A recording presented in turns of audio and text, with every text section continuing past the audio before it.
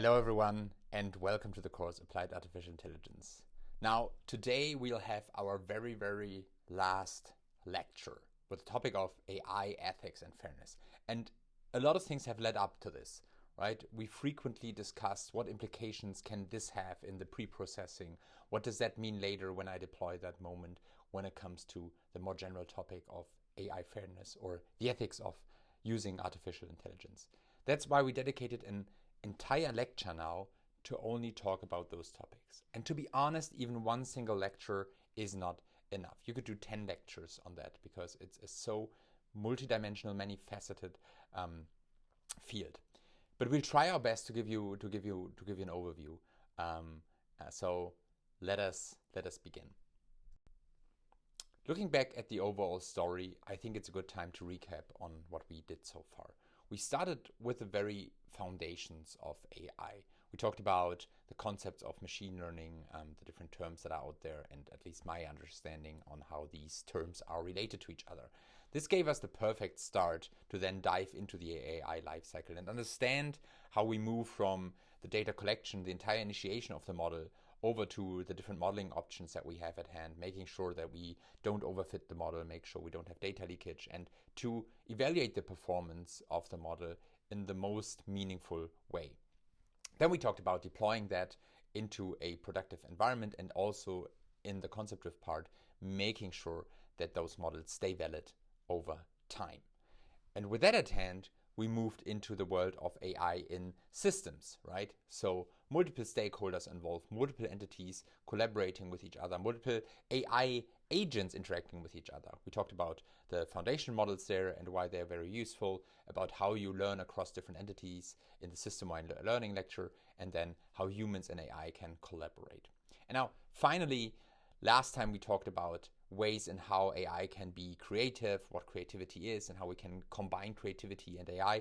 And now finally, we want to wrap up this entire course with AI ethics and fairness. So, what are our objectives? First, I want you to discover what the future holds. Well, the future is very near, as you'll see in a second, but what achievements are left in the space of AI. And then also, of course, I want you to think about what are the implications of that for the topics of AI fairness and AI ethics.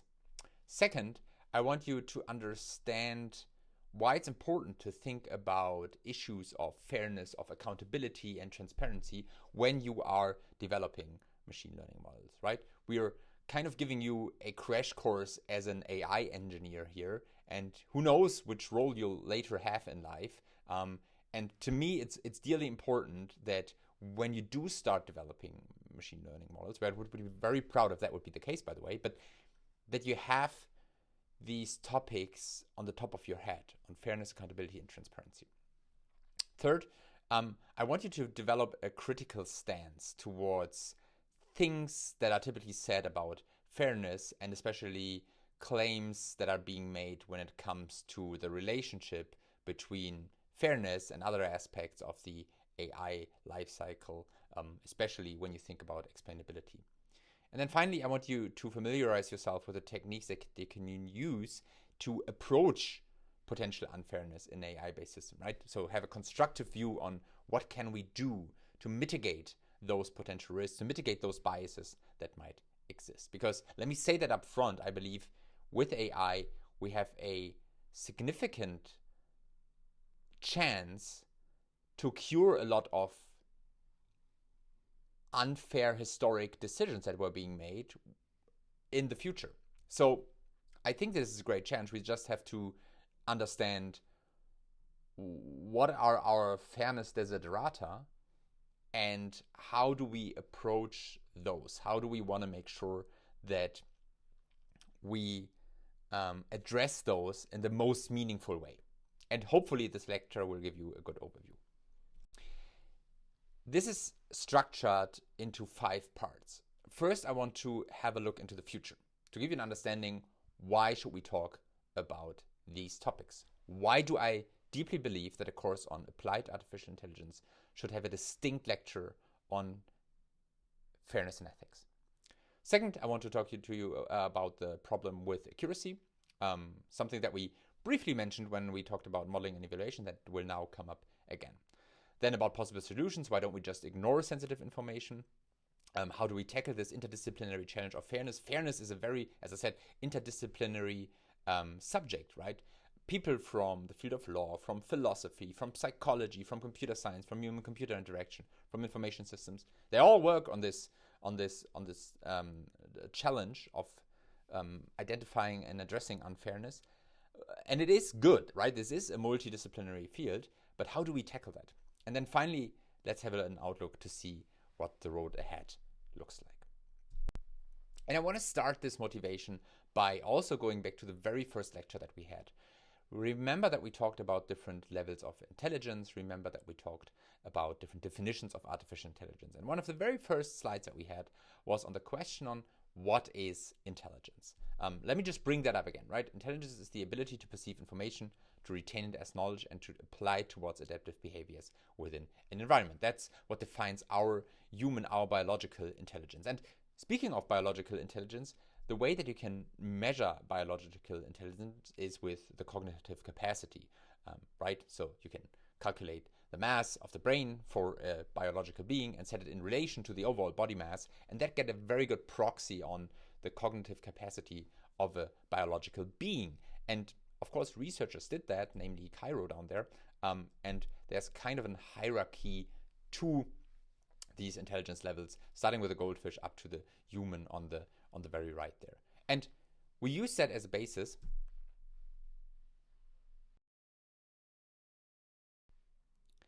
to then have a look at the different AI definitions, right? Remember, this is the biological range of intelligence, and then we have weak AI, which is good at one very specific thing, potentially even better in that single thing than any human is out there, but still only excelling in that one specific task. We had strong AI, which is as intelligent as human, also typically called AGI, artificial general intelligence. And then we had the artificial superintelligence, again, much smarter than the best human brains in practically every field, including scientific creativity, general wisdom, and social skills. Now, an artificial superintelligence is, by definition, a little bit smarter than the smartest human on Earth, but it's also a combination of, 7 Earths combined of intelligence up there, right? So this is the entire spectrum. And we stopped there at the beginning of this course, but now let's continue that thought. Let's think about what does that mean. Now, you can see an implicit timeline here, right? We will reach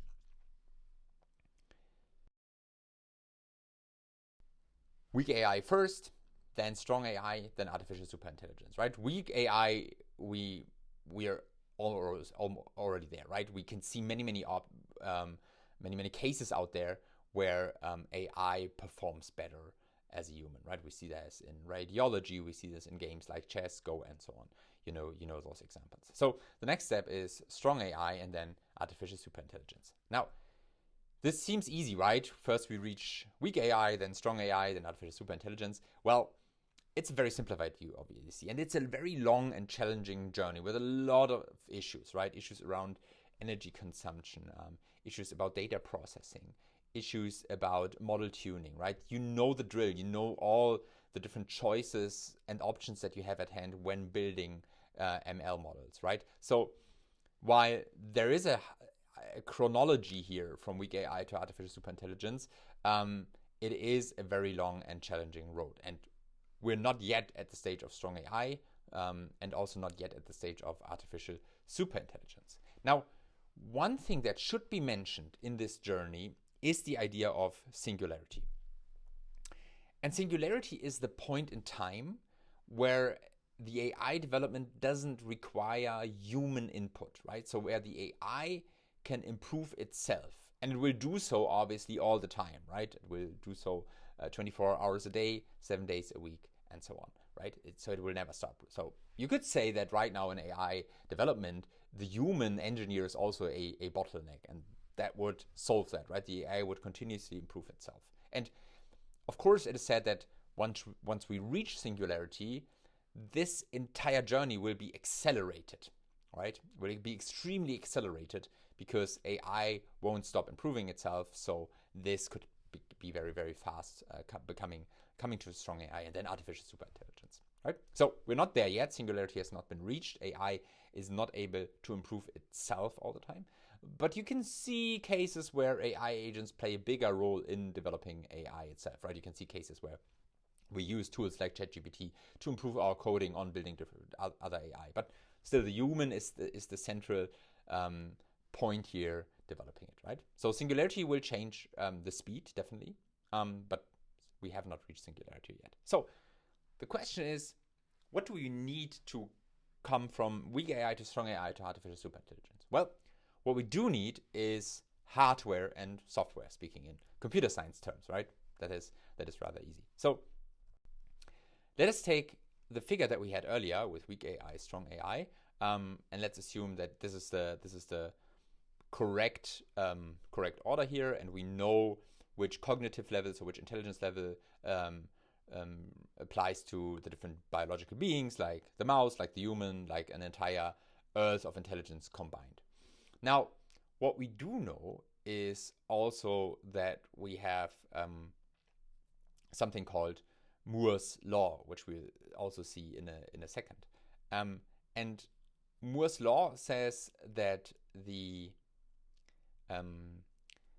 processing power that you can buy for $1,000 doubles every 12 to 24 months, right? So that means that we could put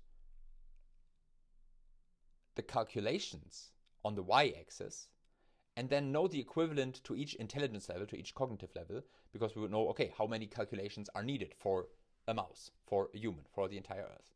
But if we also know that Moore's law applies, then we can have a look at what this is as an equivalent to the time frame. And this means that around 2025, 2026, 2027, we will reach strong AI. Again, from a purely hardware perspective, right? This doesn't mean strong AI will be here, but that we have the capacity, the hardware capacity of the human brain. And this is really interesting, right? I mean, why are we there so fast? Just a second ago, computers were able to play a little bit of chess and to help a little bit in, I don't know, formulating emails. This seems intense. And you're not alone with that, right? There's a graphics that I really, really like. That one over here. From Mother Jones, which asks the question, how long until computers have the same power as the human brain? And there's an interesting analogy, because you have Lake Michigan here, which is a large lake in the US, close to Chicago, and the volume of this lake in fluid ounces is about the same as our brain's capacity in calculations per second, as you could see on the previous slide. Now, if you assume Moore's law, let's say every 18 months the computing power doubles, we can have a look at how it develops over time. And we started in the 1940s, right, with the first computers which could do one calculation per second, and now it doubles every 18 months. So let's get started here. What happens? So you see we're in the 50s, in the 60s, not much happens. The lake doesn't get full. We're in the 80s, in the 90s. We don't see any progress really in the 2000s. And then suddenly you can see that this lake is full in 2025, according to this graphics. By the way, which is already old, right? This is a 12-year-old graphic, but it demonstrates really, really well the speed. And of course, the reason here is exponential growth, right? That means at a very long time, you don't see any progress at all, or very little progress, and suddenly you're there. Suddenly you're finished. Suddenly that lake is full. Suddenly we've reached strong AI from a hardware perspective, right? That doesn't mean we will definitely reach it in 2025 or 2026 or 2027. It just means we are there from the hardware perspective. And I think that's really, really interesting. Okay, but now let's forget about the hardware. Let's assume strong AI will be there. When will it arrive? If we take the graph from before and have a look at what experts say, right? When do we reach strong AI? And there's not really doubt about whether we reach it. Experts are pretty sure we will reach it. The only question is when. So there was a survey done 10 years ago which asked the top 100 AI scientists, please give us an optimistic guess when we will reach strong AI, give us a realistic guess, and give us a pessimistic guess. And the optimistic year was 2022, right? That was the median of the optimistic year. So we passed that, we didn't reach that. Then we have the realistic year, so the median of the realistic year, 50% likelihood, 2040, and then we have the pessimistic year, which is 2075, right? So this is 2075 on the very right over here, right? So this is the pessimistic guess of the top AI researchers. This is the optimistic guess, we've passed that. And the realistic year is somewhere around 2040 over here for them. Now, think about that. It will happen. The only question is when. And then the next step after strong AI is artificial superintelligence. So the question is, once we've reached strong AI, then the next step is immediately artificial superintelligence, especially if we've reached singularity, because then on one day you will have reached strong AI, and the next day you will already be in the area of artificial superintelligence. So that means we're not the smartest beings on Earth anymore from one day to the other. And that's an interesting thing to think about. But let's continue this thought experiment, right? What does this future look like? What could an artificial superintelligence do?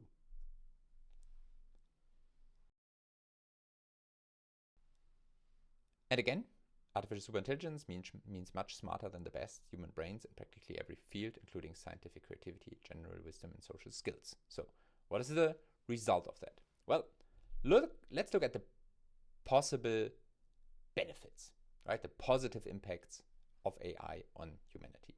Well, first of all, it could conquer a lot of problems that we could not. It could master nanotechnology, right? So it could move atoms on a nanoscale, right? Make wine out of water, so to speak. And with that, it could cure cancer and world hunger, resolve all our energy problems. Now tell me, Niklas, what are you talking about? These are the main problems that we have as humanity.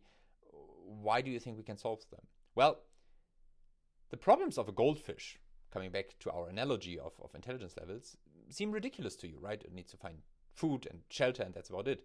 You would have all the solutions for the goldfish problem, but you could also never really communicate it to them, right? You're on different intelligence levels. Well, if we apply that logic, then this means there are no hard problems, to take the quote over here. There are no hard problems, only problems that are hard to a certain level of intelligence. Move the smallest bit upwards, and some problems will move from impossible to obvious, and move a substantial degree upwards, all of them will become obvious, right? So there are only problems to a certain level of intelligence, and that means that obviously an artificial superintelligence would solve all the problems that we have at hand. Sounds great, right? We would conquer mortality potentially. Now, you can see that there's a box missing, which is, what are the risks? What are the potential negative impacts of AI on humanity? Well, something that is frequently discussed is, of course, unemployment. It's an overpopulation, especially if we cure cancer, if we end world hunger, if we even conquer mortality. But those are no risks compared to the existential risks that come. Things like AI improvement gets out of hand, or AI is alien to human morals, right? I'm not saying that this is the case. I just want you to think about it as a thought experiment. So I think that's something we need to think about. And by the way, that's why we have this lecture on ethics and fairness, because AI will play a larger role in the future. It already does right now. So what are the takeaways of this discussion? Well, first of all, there's no doubt among scientists that we will reach strong AI. The only question is when. Well, of course, there are some naysayers and people saying, well, we'll never reach this, but the majority says it is only a question of time. We also know that the arrival of the next step of artificial superintelligence will be very sudden, right? Because especially if we conquered, if we achieved singularity, again, one day we might have reached strong AI, and the next day we already are at the stage of artificial superintelligence. And artificial superintelligence has the potential to be both very harmful and very beneficial. I think that's clear. And the implication of that is obviously we need to think carefully about how we design AI. And the best example for that is an overused one, but I still want to use it, is the Switchman trolley case, right? So what decision will you make in a situation like the one displayed over here, right? What will you do with the car here? Will it go left and run over the 5 people? Will it go right, run over the 1 person? And these are things that we have to think about. And it's tough, and there are no clear answers, but it's up to the AI designers to make these choices. It's up to you if you end up in this field, right? And that's, I think, important to note. And one final thing is obviously, who will govern this? Who will govern AI? Because anything that can happen, anything that will give a competitive advantage to one country, company, institution, it will probably happen, even if parts of the world are regulated. As long as there is a competitive advantage with AI, it will happen, and it's hard to regulate. It's not like a natural resource that you can regulate, like uranium, for example, right? Where you know what does the world market look like and who buys what. But AI, it's commodity by now, right? Anyone can buy an RTX 5090 and well, if you have the money, but and can start building their own models. So you can see there are huge questions, and we won't answer all as part of this lecture, but I think it's interesting to think about it.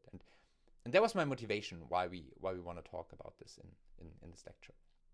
Now, let's be more specific. So if we recap the second lecture, if we recap the cycle, if we recap our pipeline when it comes to the model initiation, this brings us back to the question, where does AI learn from in the first place, right?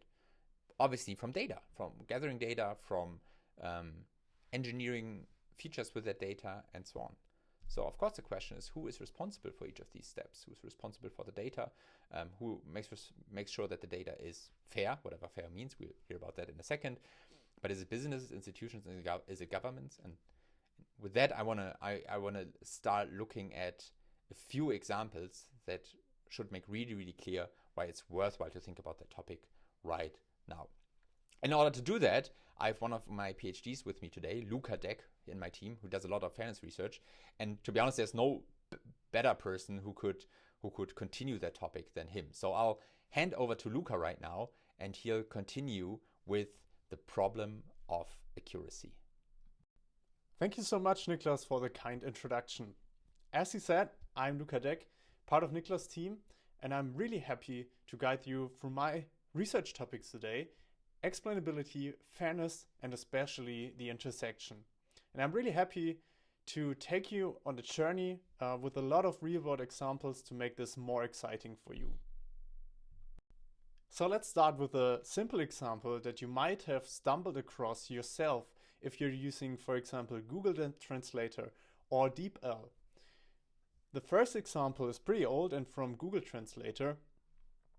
And take a moment to think about what's happening here. So basically, we're translating a German sentence to a Turkish sentence.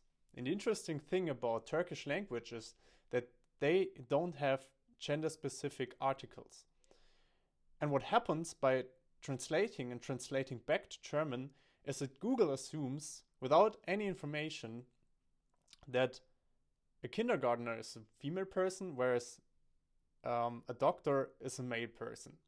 So without prompting Google to make any assumption, Google itself makes assumptions about the gender in this case, and even flips the gender from the original sentence.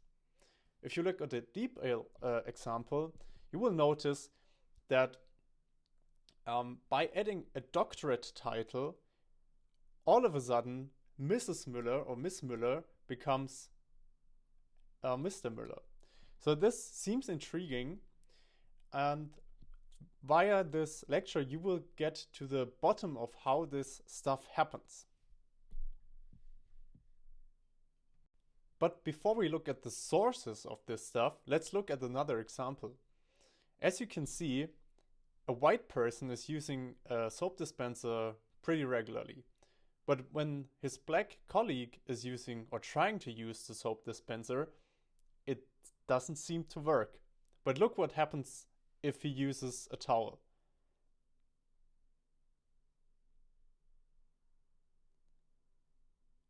The sensor seems to register a white color or something and starts dispensing soap.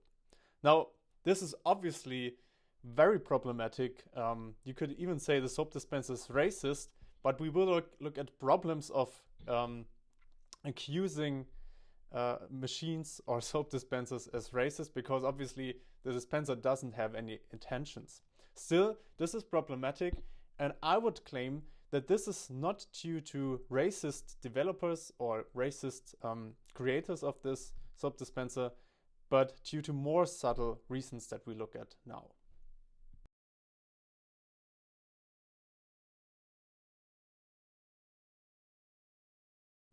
At this point, you might question yourself, what the hell has this to do with AI? Now, in the first example, translating is currently being done using AI with DeepL, for example. And with the soap dispenser, just put yourself into the situation that the people creating soap dispensers might also create artificial intelligence for your daily use. Now, the problem behind that seems to be a flawed perception or a flawed notion of accuracy. What do I mean by that? Data scientists, creators, developers all over the world compete on performance benchmarking for state-of-the-art technology. That's nothing new, right? But what actually are those performance benchmarks? Sometimes those benchmarks are just averages, or they just relate to specific target groups. For example, white people using soap dispensers. But what about all the black people using soap dispensers, or other people that have not been taken into account during development of that system? As you can see, benchmark and performance itself do not necessarily translate into societally desirable models. Okay? Now, you might have heard in the lecture the term garbage in, garbage out. This obviously translates to accuracy and functionality, but this also translates to the training data and the test data with regard to social groups and to social phenomena. And this could, in the worst case, translate to dangerous or discriminatory systems. And one term that I want to get across here is disparate performance. With disparate meaning like difference or differential differences between groups, and performance meaning functionality in this case. So on average, it can be the case that the system seems to work. But once you look into the groups more specifically, you will see that performance or specific metrics differ between groups. And we will look at some of those metrics later on. And obviously, this becomes even more concerning when we use machine learning for high-stakes decision-making, say credit allocation, personal recruitment decisions in companies, for example. And at this point, I want to highly recommend to you the movie Coded Bias from 2020, I think, where many of those examples have been collected and very nicely put into a movie that I think you can watch on Netflix, but I'm not quite sure about that currently. And also, you will find a whole lot of news articles about machine learning systems that are already in place, putting out discriminatory or at least disparate performance with regard to certain demographic groups. For example, with facial recognition systems. Apart from selecting the right accuracy metric or the right performance measure, we should also very, very carefully look into how accuracy actually emerges. Now, if you remember the wolf and husky example, you've remembered that the model seemed to work fine and to classify wolves and huskies correctly, but it didn't look at the dogs, it looked at the background. So it looked at the snow in the background and found a correlation, a relationship between wolves usually living in cold environments, whereas the huskies didn't on these pictures, the training pictures at least. Now, this is all fun and games, right? When it comes to predicting dog pictures.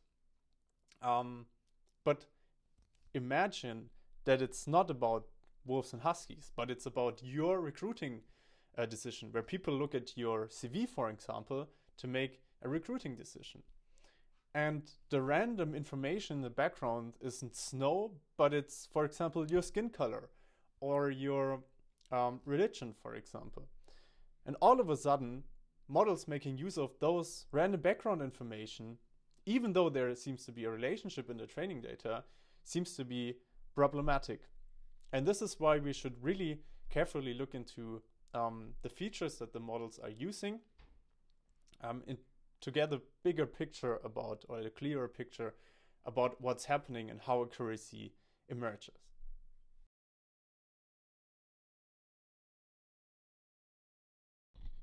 With that in mind, I want to show you some real-world examples from back then. Both are from 2016, from early AI times, where AI has turned evil or dangerous or discriminatory. And you will see that the patterns behind those cases are usually always pretty similar. Now, if you look at the first case, there was once a Twitter bot called Tide that was developed to have a good time, to spread some fun and positive vibes. And this worked for about 24 hours. But all of a sudden, it turned from humans are super cool to I just hate everybody and Hitler was right. Obviously, it was shut down a few hours later, but it got into media and people were very surprised and concerned about that. But actually, it's not too difficult to understand what happened here. Because if you've been to X or Twitter, you will know that there's a lot of bad stuff happening. And people receiving the most attention are usually people with very absurd, very strong opinions, using hate speech and stuff. And the Twitter bot was trained to create attention. So what it does is look at the posts that received attention, trying to perfect that style and using that style.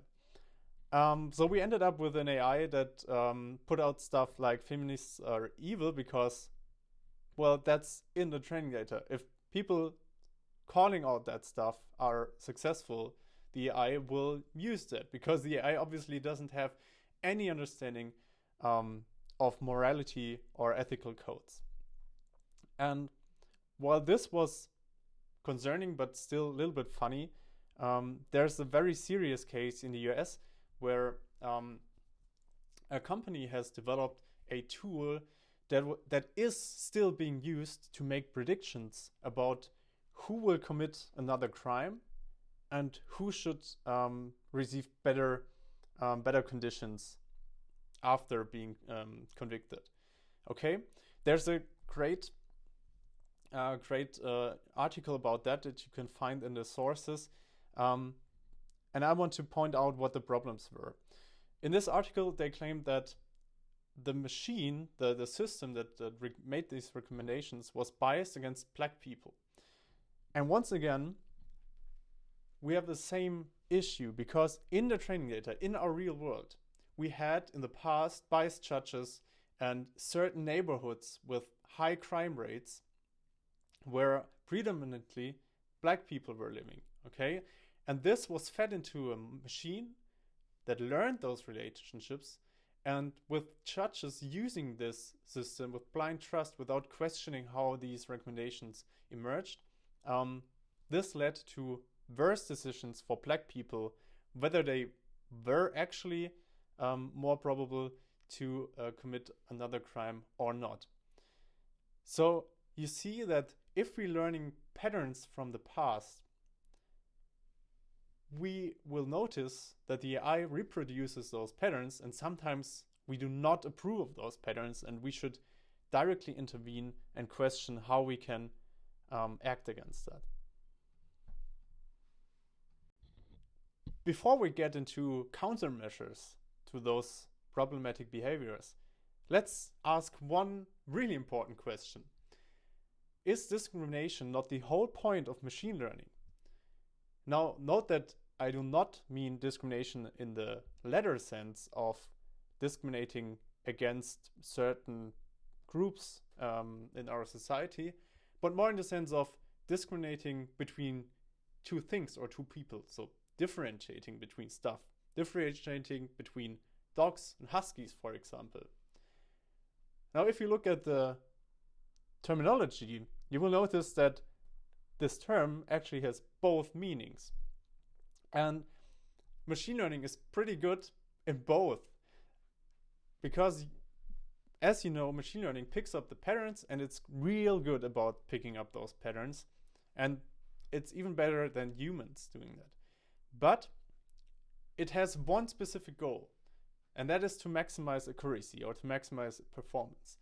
But it doesn't have like a moral compass or something like we humans do that tries to combine many ethical and personal considerations. It just has one goal, and it goes into the pathway of the least resistance, meaning using every information whatsoever to make those to maximize that accuracy.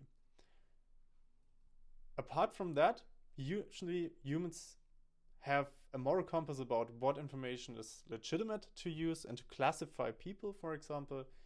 And this is very explicitly put down in, for example, the AGG, Allgemeines Gleichberechtigungsgesetz, or equal treatment laws.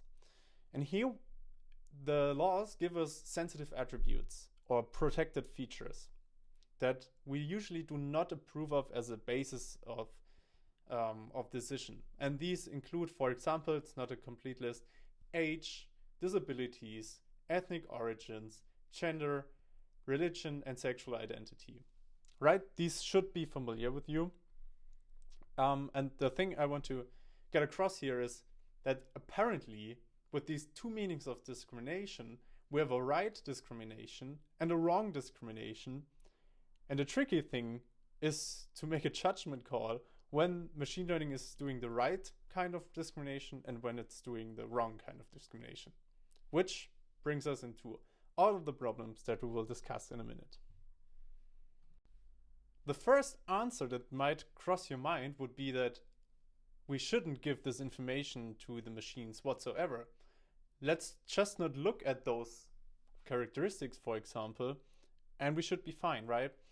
This is an intuition that we find in news articles, but also in research, and we will discuss why this is not the solution. And to understand why this isn't the solution, we need one term, redundant encoding. And we will describe what redundant encoding is in a minute. Before, let's look at the case from 2016, where Amazon tried to roll out same-day delivery for certain neighborhoods that they were expecting the most profits. What happened was that at the end of the day, they were excluding predominantly black neighborhoods, but of course claimed that this wasn't the intended outcome. So what happened? Amazon obviously didn't use racial information like skin color about their clients, but they were using zip codes. And in the US, unfortunately, zip codes seem to be correlated with wealth because there are more wealthy and less wealthy neighborhoods. And even more unfortunately, the less wealthy neighborhoods seem to be more predominantly black. And with this situation, they, without any intention, stumbled into the problem of rolling out the same-day delivery for white neighborhoods. And this is where redundant encoding comes in. Redundant encoding means that certain protected attributes, like race, are correlated with innocent features, like zip codes. Of course, you wouldn't criticize Amazon for using zip codes, but you would criticize them for using racial information. But with machine learning, as you've learned, machine learning makes use of any information, and if there's information in zip codes that has impact on profitability, but is also correlated to race, it will use this information to produce less positive outcomes for black people. Now, as you see, the focus on cost efficiency without any discriminatory intent led to reinforcing historical inequalities in this case.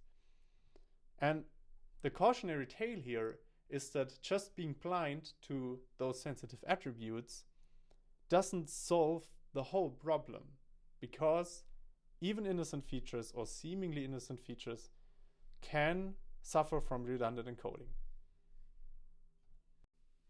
Now, I would even like to go a step further and claim that we should sometimes even proactively include sensitive information like gender.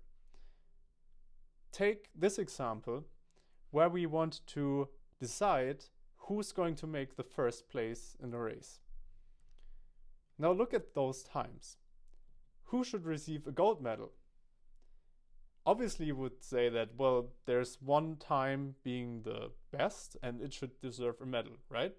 You don't have any further information on making that decision. But what if I show you this table, where we have the sensitive protected information included? All of a sudden, you might switch your decision to, well, we should hand out 2 medals for the best male candidate and the best female candidate. Now in sports, it seems pretty obvious that we want to include gender in order to make fair decisions. And similar stuff can happen in medicine. Take, for example, iron supplementation, which works pretty differently for men and for for women, which is basically due to different anatomic preconditions. Now take this table where we don't have any information about gender and make a decision about who to supplement with iron and who shouldn't receive supplementation. Again, you probably would select the person that has the lowest level of iron and select supplement. Now again, if we include the information on gender, the result looks differently. And this is just because women usually require more iron supplementation. And this is just an example for many cases, especially in the medical domain, where we really need that information, where it would be absurd to close our eyes from the gender of a patient, right?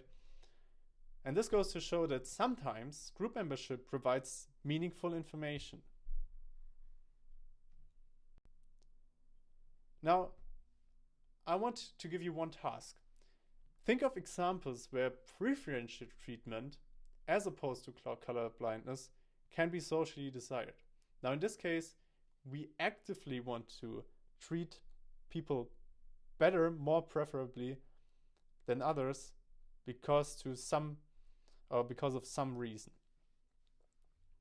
Now, pause the video for a minute and come up with a few ideas. There's no right or wrong here. And now I want to show you some news articles from Germany and the world where there have been debates about actually treating people preferentially due to some protected characteristics. And they might be similar to your examples. The first one is labor law, where at least in Germany we have some laws in practice where if you are a disabled person and you have similar qualifications, you are to be hired more preferentially than your counterpart. And similarly, there have been debates about having similar rules about women, at least temporarily, until men and women have the same chances on the labor market. So this might remind you of the Frauenquote discussion or a women's quota from, I think, the 2010 years. But this is not just a German debate.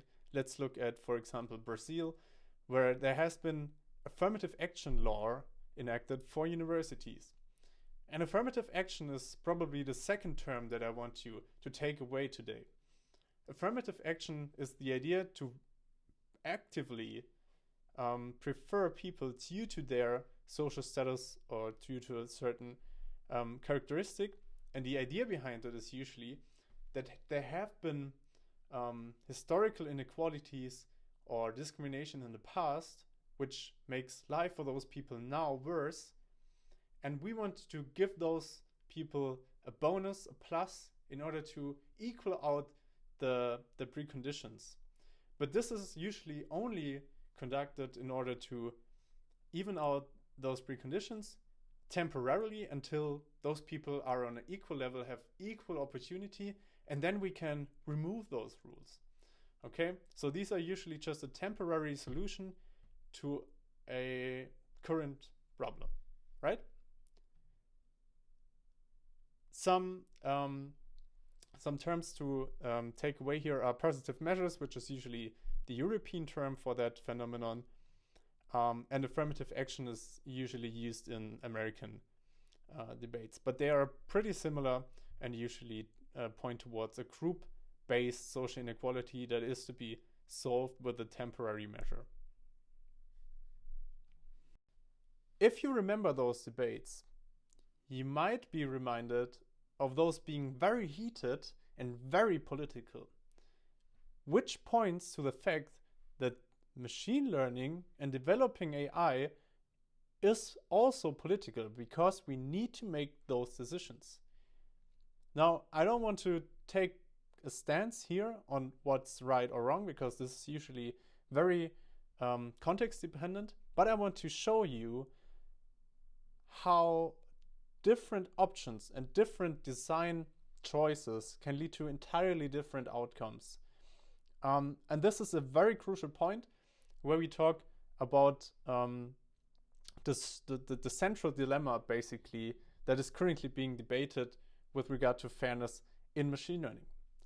So let's start with this example where we have a credit allocation and we have 10 credits available, but we have more than 10 applicants, all right? Now we look at two groups, female applicants and male applicants. And in this case, we make the assumption that we know everything about the historical credit worthiness, so the true credit worthiness about their past. Now, we could insert an accurate decision boundary, right? Accurate relating to accuracy, where we want to say, well, we want the credit to be given to those people that had the best historical creditworthiness. And we don't want to make any differences between women and men, which can be a reasonable design choice. But as you see, this leads to the following distribution of credits. If you look at the difference between female and male applicants, only 2 female applicants have been accepted, but 8 male applicants, which leads to an acceptance rate of 20% and 80%. The acceptance rate is really important because this is basically the ingredient of demographic parity, which we will show in more detail in a few minutes. Now, an alternative approach could be to insert what I here call a fair decision boundary, with fair relating to more equal or more equitable. And as you see, this decision boundary slopes through male and female applicants differently in order to create a more equal distribution. And as you see with the results, now 5 female and 5 male applicants have been acceptance, which leads to an equal acceptance rate. And this equal acceptance rate is basically the definition of demographic parity. This demographic parity is commonly used as a metric, as a target metric for machine learning models in order to produce more equal, more fair outcomes. And you see the dilemma here. If demographic groups start from unequal positions, so this is the unequal position, right? Female applicants having less or worse historical creditworthiness, if they start from those unequal positions. Imagine a race where people start like 50 meters behind the starting line. Then the decision process should include gender or must include gender in order to fulfill demographic parity, if this is your goal. And this relates to all of the debates that we have touched upon in the previous slides. And this is, as I said, the central dilemma, because you can't have both. Whenever there are differing baselines, differing preconditions, different starting positions, we can't have both, right? We can't say we will treat everyone equally and have equal outcomes. You must make a judgment call at some point in time, because this is, like formally speaking, not achievable. At this point, I would like to have you in a position where you accept that stuff is more difficult than you might have expected, but also excited to hear some thoughts on how to address that, because obviously we have to do something about it. We can't just push away responsibility. And therefore, I want to take you on the journey of interdisciplinarity that we need in order to accomplish the challenge of fairness in machine learning. And with this slide, I want to show you why we need interdisciplinarity in order to make any significant progress. As you've learned, AI fairness is relatively new, with examples starting from the 2010 years, but fairness as like an ethical concept is way older and goes way back into ancient times, right? And with this history, we also have to take care of many varying definitions of fairness and related terms like justice, equality of opportunity, diversity, inclusion, and all that stuff.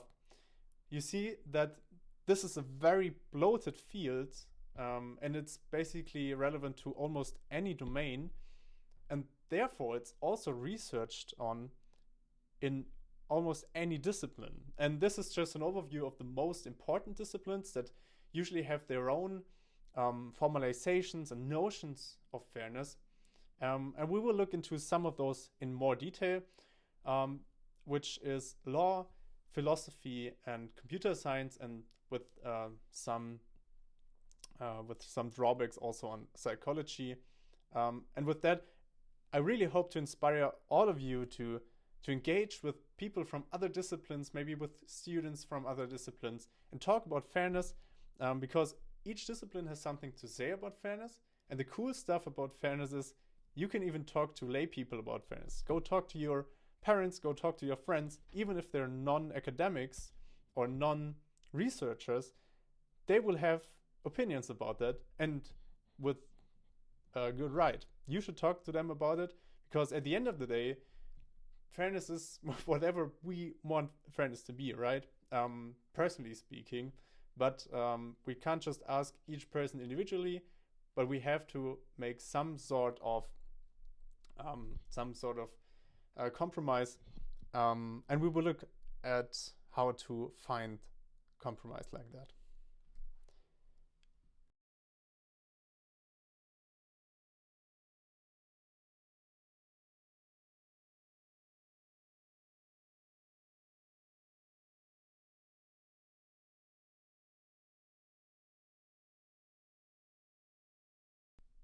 All right, discipline 1, law. This is usually the starting point, and you might have yourself wondered up until this point, well, why shouldn't we just stick to non-discrimination law? Like, isn't there something that tells us what to do? Well, yes and no. And by the way, this is where we start to get into my own research, because I am like very happy to have collaborated with great scholars of many disciplines here at University of Bayreuth. And in one of those collaborations, I've learned that current non-discrimination law, like the Allgemeine Gleichberechtigungsgesetz, is not primarily designed for AI. It's designed for human decision making. It's from a time where people didn't even think about computers or AI. Okay? On the other hand, we have regulation on AI and digital services and data protection, but those are not primarily designed for non-discrimination. So what to do about it? If you look into GDPR, it has one interesting article where it says, in order to ensure fair and transparent processing, the data controller should prevent discriminatory effects on natural persons on the basis of, and now you will recognize the sensitive features from earlier, racial or ethnic origin, political opinions, religion or beliefs, trade union membership, genetic or health status, or sexual orientation. Now, it's good that it's in here, but it doesn't really tell us how to handle that dilemma I just showed you a few minutes ago. And in the paper that we are referencing here, we are talking about the disconnect between AI and this non-discrimination law. And for now, I want to highlight 3 points. First of all, fairness, as I just said, is more a subjective notion. Everyone has a personal opinion about fairness. Of course, there are, for example, virtue ethics that tell us about better or worse principles of fairness. But at the end of the day, fairness is subjective and very multidimensional. Law, on the other hand, is very explicit. And at the end of the day, at some point in time, a judge has to make a judgment call. So it has to be explicit. Second point, fairness is usually pursuing some form of equality, right? That is an idealistic view of the world, whereas non-discrimination law, due to its origins, is designed to avoid harm. And this brings us to the third point, that fairness is more of a prescriptive approach. It tells us about what we should do in order to live in a better world, whatever this better means, right?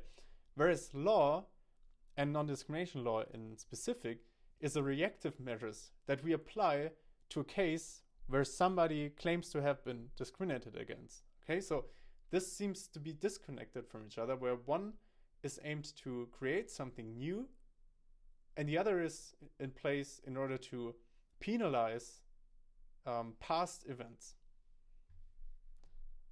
So this disconnect brings us to the question, what do we do if human intent is missing, because we are dealing with an AI, and it's actually difficult to prove what has happened and who was responsible, which brings us to the AI Act.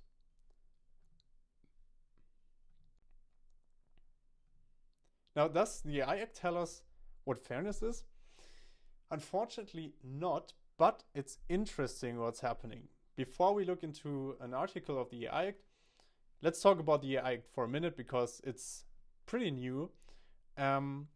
If you've never heard about the EU AI Act, you should read into it, because it's the most ambitious legislation on AI worldwide, and it could inspire future regulations globally.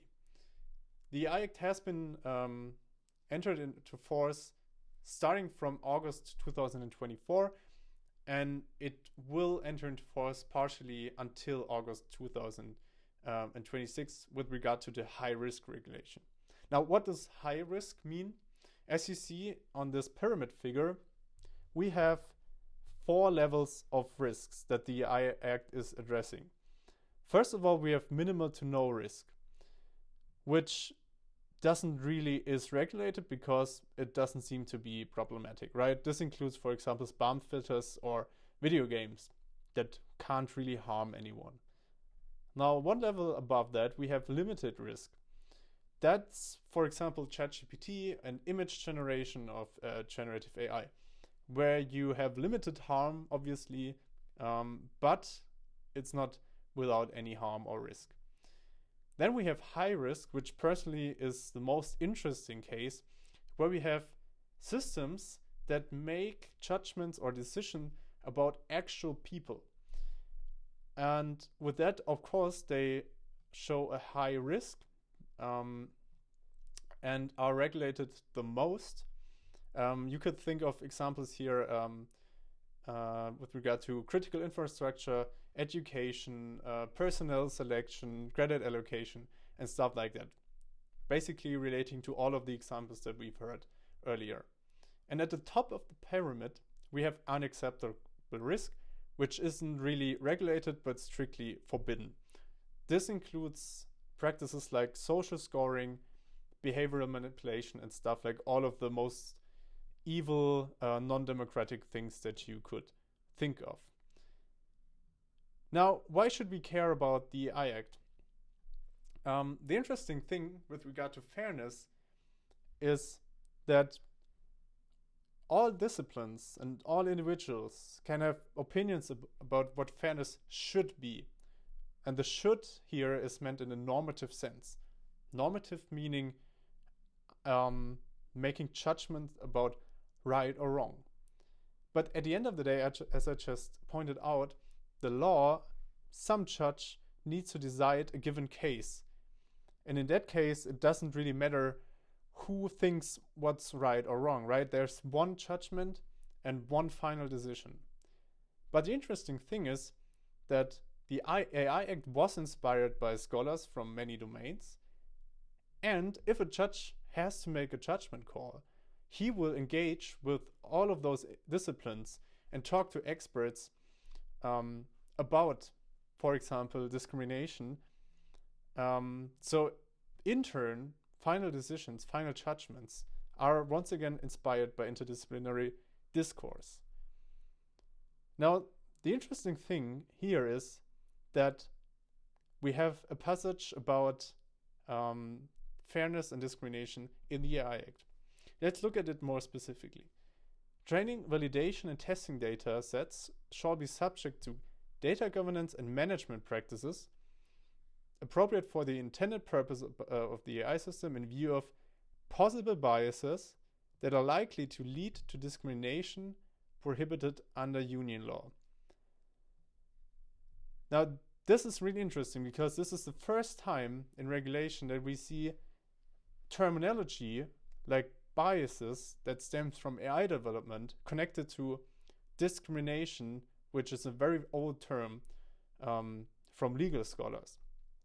And the AI Act is first to make this connection here very explicit, but it doesn't really tell us what discrimination means, but leaves the interpretation to the discrimination law.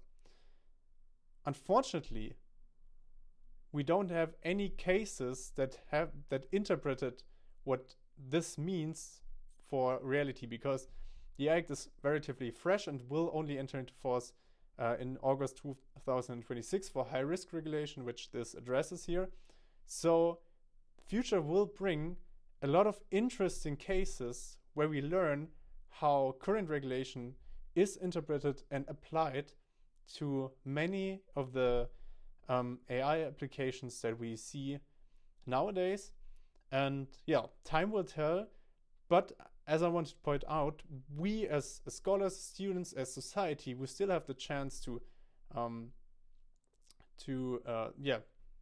lead debates about what we want fairness to mean, and have a position on, for example, whether we value equality or equal treatment more, as we've learned in the dilemma a few minutes ago.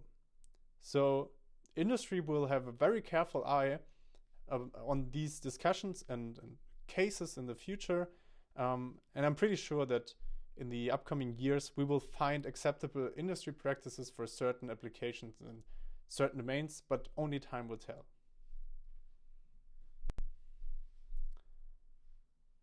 Okay, let's switch to philosophy, which is now a quite big shift.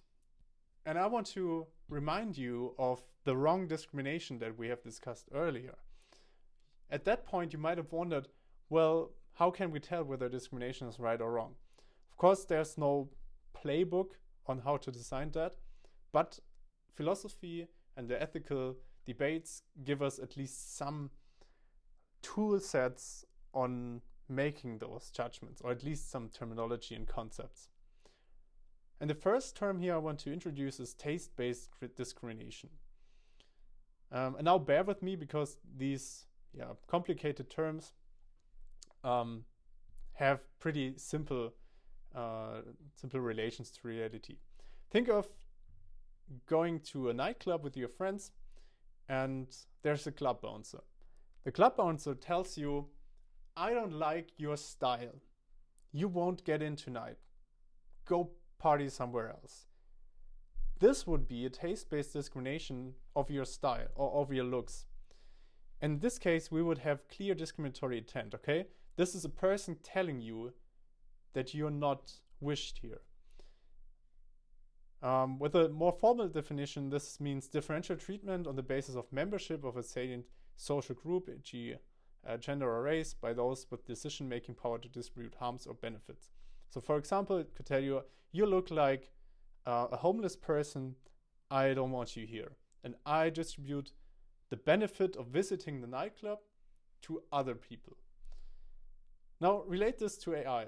We don't have intention involved in AI, only indirectly via the developers. And this raises a few open questions. Now, who has intentions in AI settings? The algorithm, the human in the loop, maybe a human oversight that's making the final judgment call, or is it even the provider of the system? I don't know. The AI gives us some answers to that, but not every answer. The counterpart to taste-based discrimination is statistical discrimination, which is not necessarily intended, but more of a quantified notion of discrimination.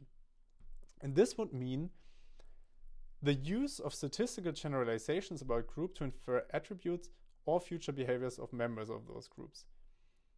This means that maybe the club bouncer has made bad experiences with people that have this look in the past and says, well, my historical experience and the data tells me that people like you are only a disturbance in my club, so I don't want you to be here, which is a different phrasing than you look like a homeless person, I don't want you here, right? And you only notice statistical discrimination if you aggregate it over many cases, because it usually only appears when you look at multiple cases.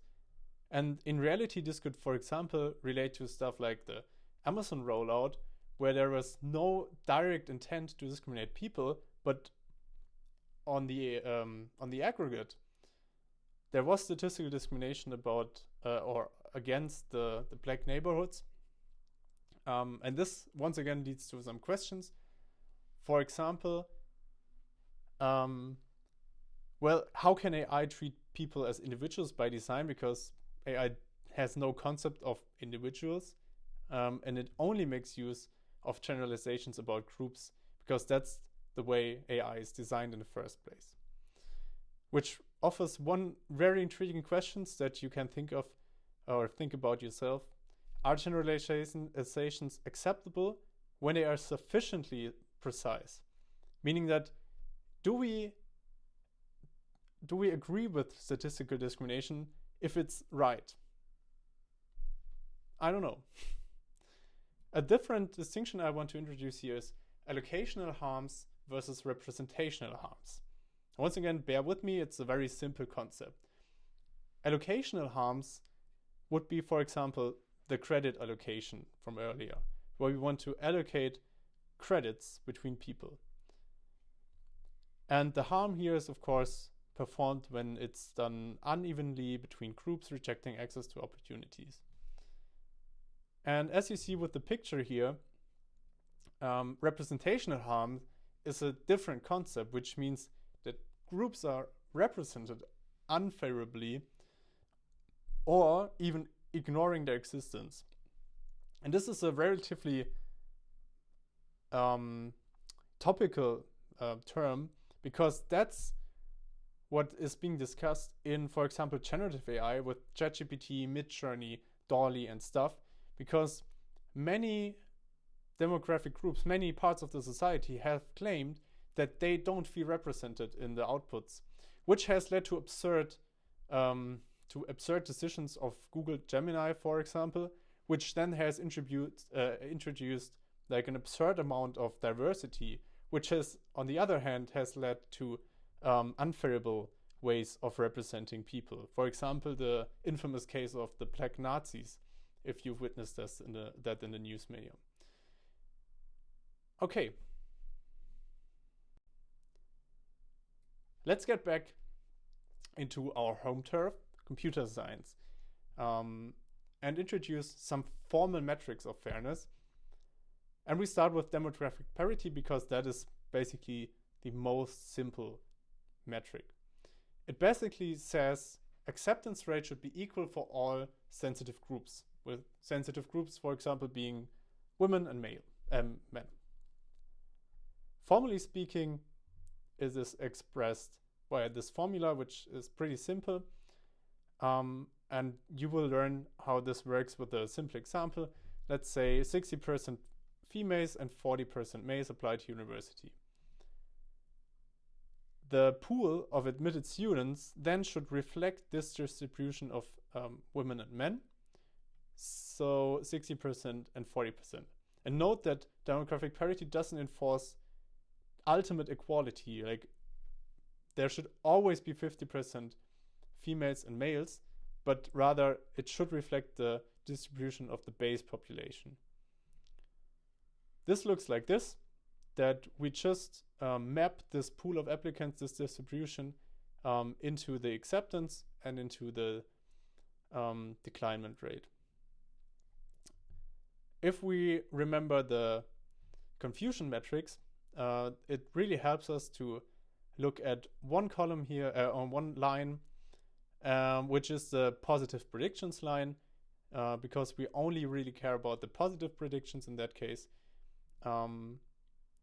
Right, but we will, or you will have the chance to look at that yourself and play around with that in a few minutes.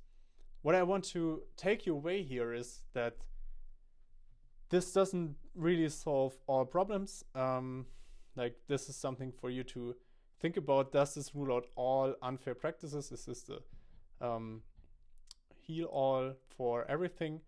And yeah, spoiler answer is probably no, because it doesn't really contain information on accuracy and allows possibly arbitrary outcomes, okay? So just because we have equal acceptance rates doesn't tell us that the right people have been accepted. And further, differing decision thresholds might evaluate individual fairness. This is basically another way of saying that this might violate equal treatment, because we are looking at the protected attributes in order to make allocations here. The second metric I want to introduce today is called equality of opportunity. And this one is a little bit trickier, but we will get there, don't worry. It basically says that the true positive rates are equal for all sensitive groups. And note that in this case, the confusion matrix really comes in handy because we are comparing true positive rates, okay? Formally speaking, this is the expression, but it's easier to understand if we look at another example. Let's say of 20 qualified female applicants, qualified is the important term here, we correctly accepted 15, okay? This is what we learned after evaluation. This means that we have a true positive rate of 3/4. So 15/20.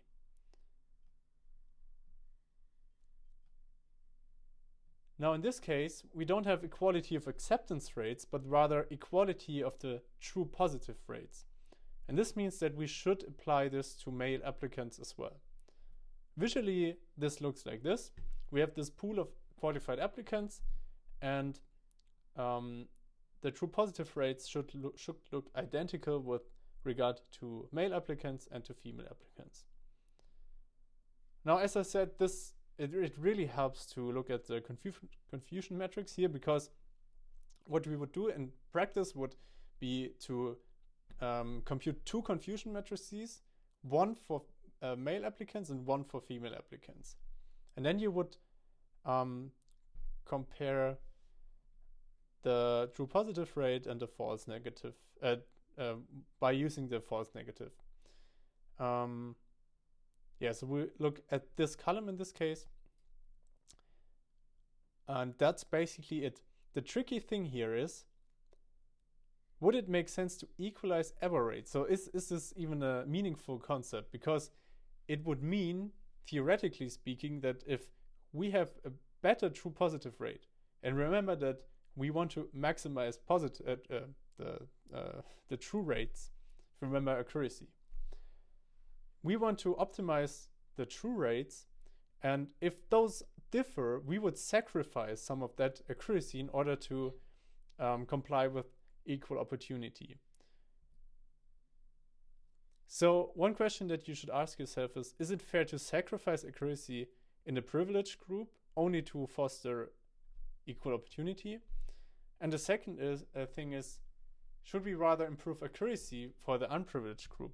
So basically you have two options. You could increase the accuracy or the true positive rate for male applicants if you find deviations, or you could decrease it for female applicants in order to reach equal opportunity. Something to note here is that usually we don't achieve equal opportunity or demographic parity 100%. And usually it's not even possible to have multiple metrics fulfilled on 100%. Now, take your moments and consider what's happening here. I want to show you one real cool website that is linked down here, which has been published by some Google researchers, where you can fool around with the statistical parity and equal opportunity metrics in a real data set. As you see, they have different implications. So here you have a positive rate that is to be equalized, and here you have a true positive rate equalized. This leads to different results, and as I said, please visit the website and play around with this website. This will give you a very good impression on how these metrics work. So please take a moment and do that, and afterwards reflect about who's actually selecting these criteria. So who's designing the AI? Usually these are developers, and of course, as we've learned, they have to comply with, for example, the AI Act and other regulations. But a more subtle question is, who defines what sensitive groups are? Because for now, we usually have assumed that we're talking about men and women, because that's very easy to understand. In the US, for example, they usually talk about racial groups, black and white, for example. And one really tricky thing is to combine multiple sensitive attributes, because the complexity is increasing exponentially. And if you have to compare like 16 different outcomes, this really is cumbersome and subject to ongoing research. But for now, let's end it here with the metrics. I want to point you towards some of the packages that are usually being used in order to do stuff like that. As of today, there are even more out there. So this is something you can actually do yourself. And there are great researchers out there that are getting more and more to actually make stuff like that, fairness considerations in AI, more operationalizable, which is really cool for us because we can just use Python and employ that ourselves. Now you already have a great understanding of the formal perspective on fairness. But what we miss is the psychological, more blurry, individual or subjective perspective on fairness, which is also subject to a lot of research studies. What they do is usually to go out and ask people about their fairness perceptions. So they show individual decisions and models and ask people what they think would be fair. And what we know already is that fairness perceptions are highly subjective and differ among people, and they are very context dependent, right? So it depends where we apply a certain model. This brings us to one question that is similar to the formal complexities, because again, we have differing fairness perceptions, and how can we combine them? So if you think something is unfair, but I think it's fair, what do we do about it? This is reflected in a great quote by Peter Ustinov, which is, "Life is unfair, but remember, sometimes it is unfair in your favor." So if you ask people, they usually tend to perceive stuff fairer if they profit from it. which makes it a little bit dangerous to just go out and ask people about it and directly embed it in the system, right? Some more insights from research is that the demographic parity metric seems to be very close to people's ideas of fairness, at least in some contexts. And stakeholders approve of fairness through awareness, meaning actively using protected attributes after explaining how sensitive attributes are used. So beforehand, they were like, well, you shouldn't use age or gender in the model. But after explaining to them what this actually means, as I did in this lecture to you, people were approving of that. And finally, with regard to decision makers, a current study by us has found that decision makers tend to rely on AI recommendations that align to their personal fairness perceptions. So if I think something is fairer, then I'm more likely to adhere to that recommendation of AI systems. Now, this brings up many interesting questions. For example, should we maximize perceived fairness? Is this a good idea? And who should we ask? Should we ask affected people? Should we ask decision makers?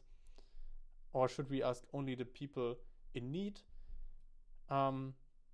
Basically, the takeaway here is that fairness ideas vary, and people should form appropriate fairness perceptions because, as we know from research as well, is that we can fool people about having positive fairness perceptions, even though a model is highly problematic. And one possibility to fool people into believing something is fair, although it isn't, is explainability, which is why it's worth to look a little bit into the role of explainability for fairness.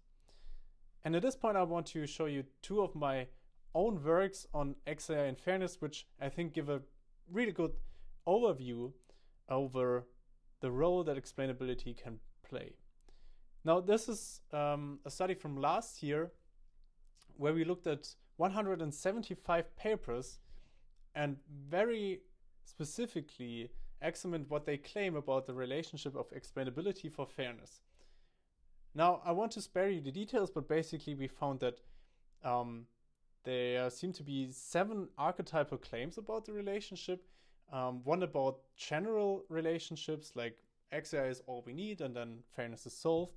Then we have claims about the formal perspective of fairness. For example, with explainable AI, it's easier to make adjustments on the model. And with perceived fairness, there are a lot of claims about empowering people to acknowledge unfairness, for example, but also like that people can be fooled. A distinction here that I want to point out is that the left half, the blue highlighted claims, are of epistemic nature, meaning that they add to human knowledge, so people can use explainability to learn something about the model. And the right-hand side is about substantial claims, so people can use this information to actually change something about their model or about their own subjective notions, right? But take these claims with a grain of salt, because this is like only a descriptive overview of what people are claiming. This is not necessarily true. So we found that the claims or in general seem to be very optimistic of explainable AI, but at the same time rather vague and simplistic at times. Also, many of those lack normative grounding, so they don't really tell us what exactly is fair about their solution, and they don't really say something about the role that sensitive features are playing. And finally, many of the fairness goals, what we call fairness desiderata, are poorly aligned with the actual capabilities of explainable AI. So there's still much work to do here. What I want you to take away is that explainable AI is not necessarily the way to go for all of the fairness goals that we can have, but it's one tool among many to uncover unfairness.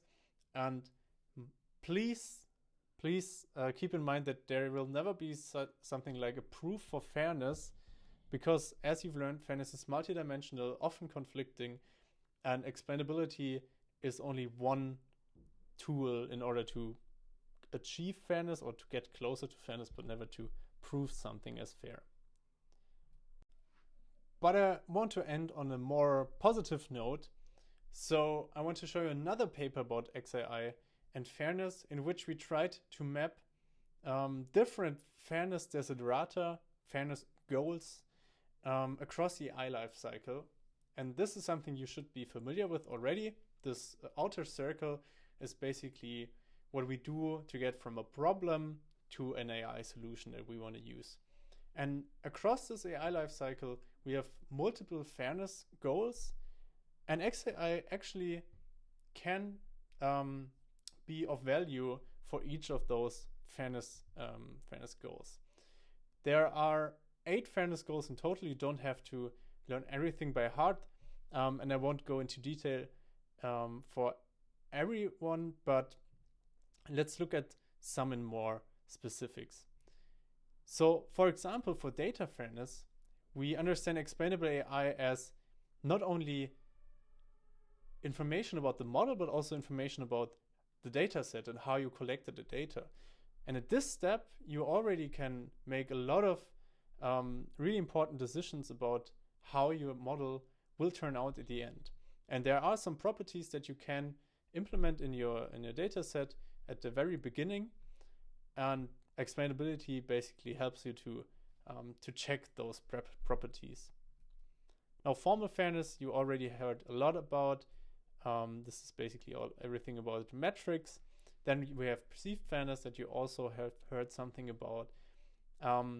Fairness with human oversight is something that becomes important once you have your model in place, and you will have the interesting challenge that whenever a human is interacting with the system, novel challenges arises. And explainability is basically the glue between the AI system and the human decision maker. Then what we call empowering fairness is basically to tell people about their decisions and their outcomes and tell them how they can improve their outcome. And finally, long-term fairness relates to everything that's happening after the AI model is being used. So something that we can only learn once we have the system in place, for example, over years. And there can be very interesting dynamics like concept drift, for example, that have already or also interesting dynamics with regard to fairness.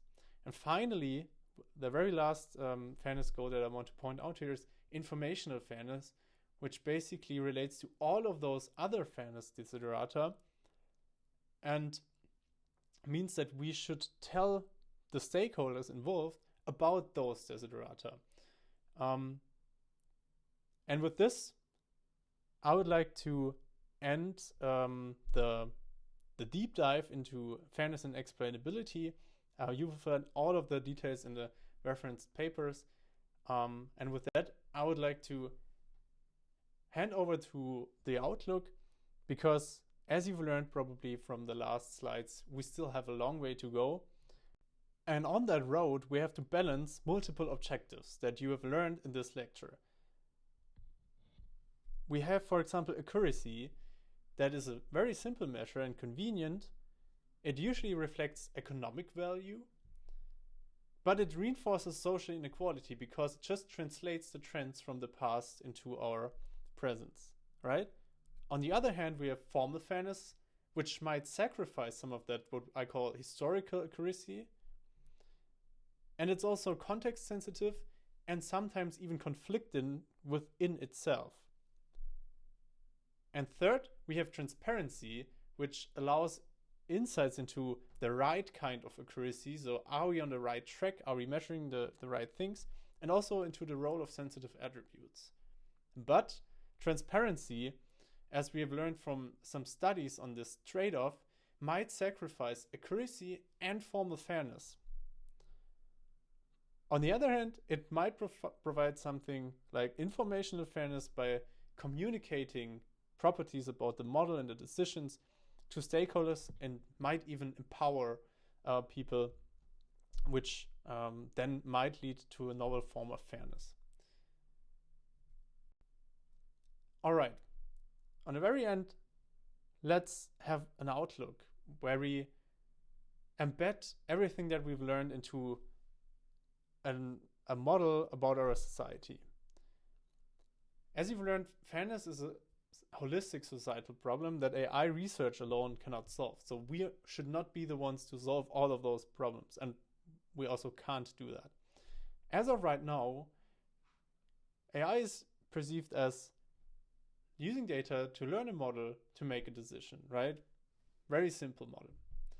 But in reality, there are feedback loops involved, and the state of the world is currently changed in a dynamic socio-technical system, which then looks more like that. We have data, we learn a model, but the model has a feedback loop on the data. We make a decision, it affects people, which affects in turn the state of the world. And if we then measure the state of the world, this in turn changes the data. So as you see, this is a loop that is going on and on and on. And within that loop, there are so many things that we currently still don't understand. And I want to give you a few topics on your way that are still unresolved challenges. So first one is information and interpersonal fairness, raising the question how affected people should be treated when they receive an AI-driven decision. There are currently interesting legal perspectives on that, like the right to explanation that is embedded in the GDPR. Then we have the selective labels problem, which means that, for example, university success data only includes students that have been accepted in the first place. So we don't really know anything about the people that have not been accepted to university, right? So what do we do about that? Should we maybe include underrepresented minorities to address that imbalanced data? Still an open question. And then we have this huge problem of prediction versus intervention, meaning that AI is not the only tool to affect the state of the world. We can also, as we've done in the past, act directly, right? This especially relates to political measures. For example, we can use AI to predict criminality and lock up suspects that we think will be criminal in the future. But we can also support people to not even become criminals in the first place.